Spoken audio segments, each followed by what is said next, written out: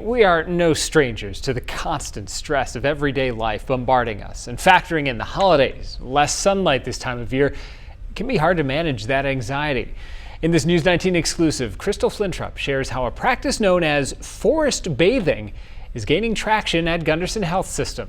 It's actually a practice that's been around since the 1980s in Japan called Shinrin-yoku. Through this, it's connecting people with the natural environment like forests to enhance mental, physical, and emotional health.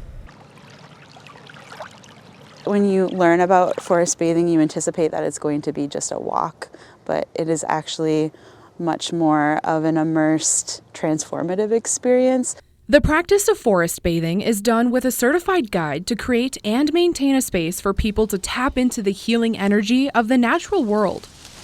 So our next invitation is called Introduction to a Being.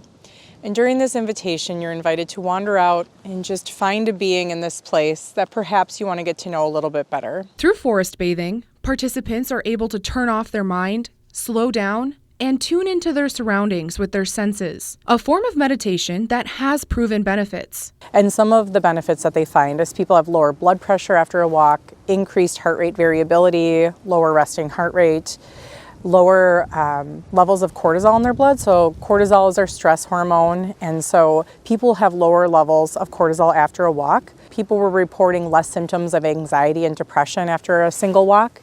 And people that were going on multiple walks as part of this study in Japan, some people needed less medication to manage those kinds of diagnoses. This therapeutic practice is being utilized by Gundersen Health System in the Substance Abuse Treatment Center to help those seeking sobriety. For people overcoming substance use, there's a lot of risk of relapse associated with stress, high stress situations.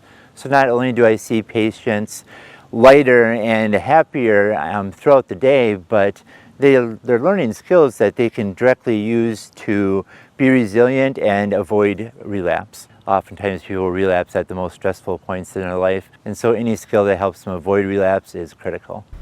Thompson offers her services as a forest bathing guide to staff and patients that request it. But she says there are areas of research with this as well, including how acute stress impacts surgery residents who are on trauma rotation over the weekend.